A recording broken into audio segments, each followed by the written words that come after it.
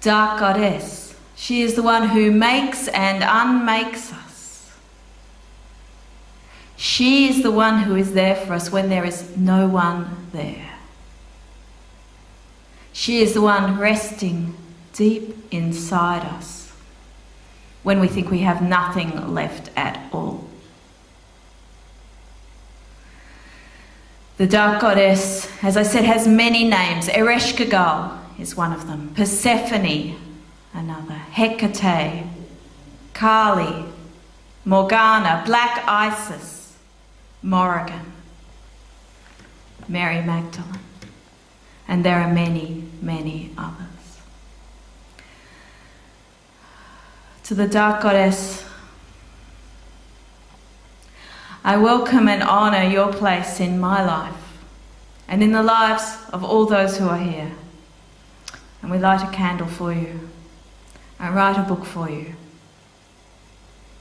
And remember always to offer you great honour.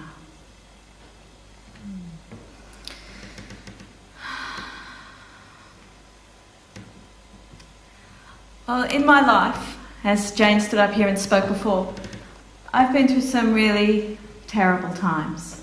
I've been through times of depression and times where I really felt that everything was being stripped away from me, piece by piece by piece, until there was nothing left. And what I realised eventually is that actually everyone has been through those times. This is not something unique to me. It's not something even that a few of us have experienced, and most of us have experienced it actually more than once in our lives. And it began to occur to me that this is actually part of life, that this is not some great tragedy that struck me at a particular point in my life unfairly, but that this is a part of what happens to us as being human and a part of our experience. Now you might ask, as I did, upon realising that, well, if that is the case, why are we so badly prepared to meet this? Why is it that when it happens, it's out of the blue, completely beyond what we ever expected or were led to believe our lives might have as part of it? You know, why are we not taught, firstly, that this obviously will happen, that it does happen, and secondly, what to do when it does happen? So, I love myths. I've always loved them. I loved them as a child. I still love them. And in reading myths, and in that fascination that many people have for myths, and particularly myths like Persephone, if you say the word Persephone to a group of women, half the women there will say, oh, I've always loved that story. Oh, it's Persephone. What is that story again? It's so special to me. And I think we're actually fascinated and drawn to these stories that show us in myth and fairy tale, and also, of course, in modern novels, how a character can go through a time of losing everything, of being stripped to the bone, of even death or ritual death, and still come through that. Now, the most extraordinary thing about this is that you don't just come through it. There's actually something that happens down there in the bottom when there's nothing and no one and you've got no idea, where you come through it changed, reborn, you could say. And somehow the most miraculous thing is that after these most terrible times of our lives, mostly we come through understanding something about ourselves that we never knew before. We come through more deeply committed to living our life, our truth, our power, our glory, whatever it is, our magic. And I don't think those two things are disconnected. So somehow down there in that kind of pit that feels like a disaster at the time, the dark goddess in our meeting with her is revealing, stripping away our old skin and revealing more of the essence, the truth, the essence of who we are. And for me, that experience is the dark goddess.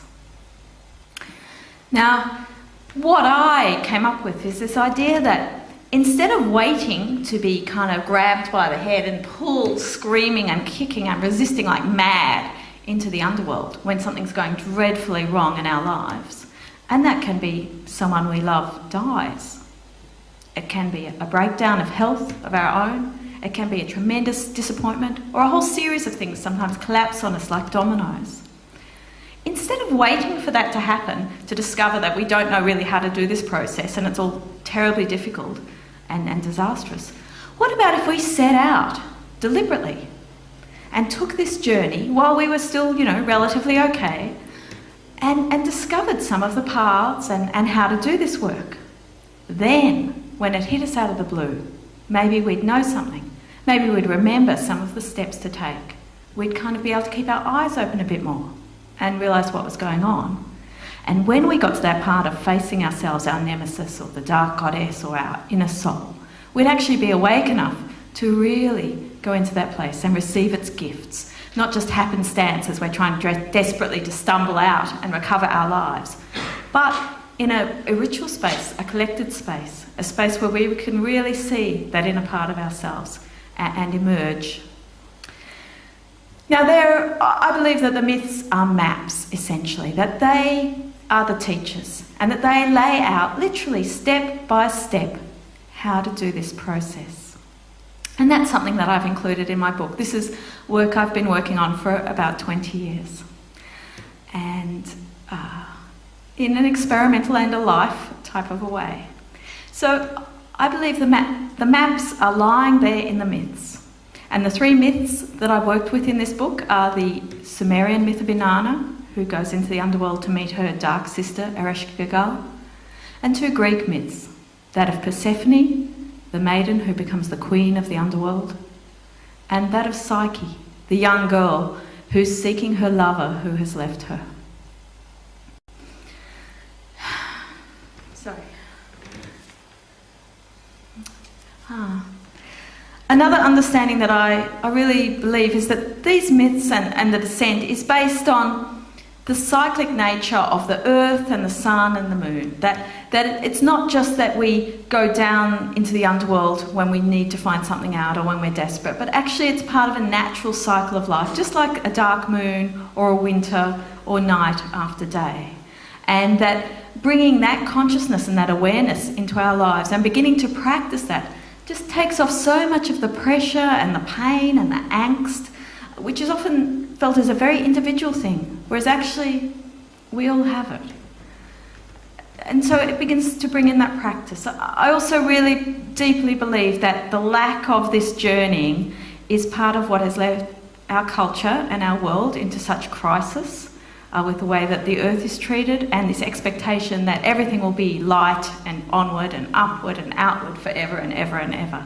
That the other half of the cycle, the dark half if you like, has been neglected and trampled on, and that by reinvigorating that in our own lives, reigniting it, we can begin to bring some balance back.